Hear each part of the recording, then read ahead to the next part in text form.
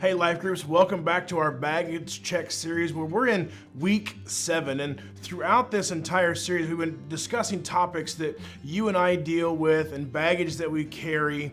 And this week is no exception. Now, we talked about these two different types of love. We know there's several kinds of love, several types of love, but this week we focused on two specific types. The first being a love that loves because the object is valuable. You know, those things that you've worked for or that you've earned, your house, your car, the toys that we get to play with, things like that. The problem with this type of love is that we don't always feel or see ourselves as valuable. We don't measure up to our own standards, much less God's standards and expectations, and as a result, we begin to question our value.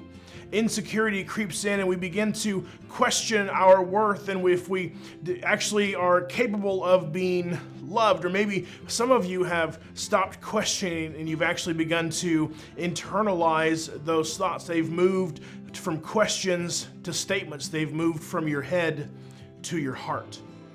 The second kind of love that we discussed is this: a love that loves and gives value to the object. We all have that thing that's absolutely worthless to anyone else, but to us, it's priceless.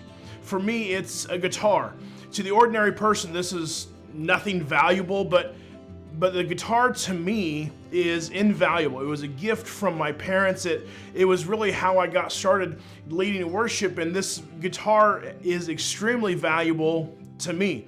And I believe that's the way that God feels about us. While we're still broken and imperfect and flawed, and sometimes we're out of tune, but Scripture tells us that God demonstrates His own love for us in this, that while we were still sinners, while we were still flawed and broken and out of tune and breaking the heart of God, Christ died for us. And we also looked at 3 parables from Luke 15 that Jesus told the religious leaders. The first story is about a lost sheep, the second about a lost coin, and the third is about a lost son. And we paralleled these stories to our own. We are all wayward like sheep, but we bear God's image like a coin and we're His children.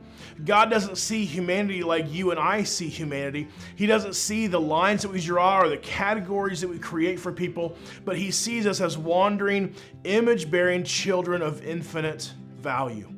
Lastly, we talked about how we find our worth. The everyday application, right? The thing that you can take today and put into place tomorrow. First, it starts with guarding your hearts. Scripture says, guard your hearts, for it determines the course of your life.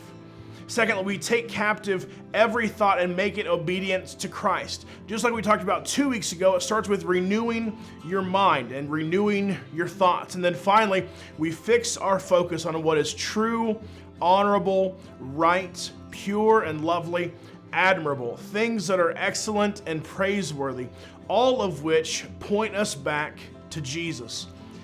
And as I talk about a lot, it's always about Jesus. It's always been about Jesus, and it will always be about Jesus. And in Him, we find our eternal, infinite worth. Enjoy your discussion today.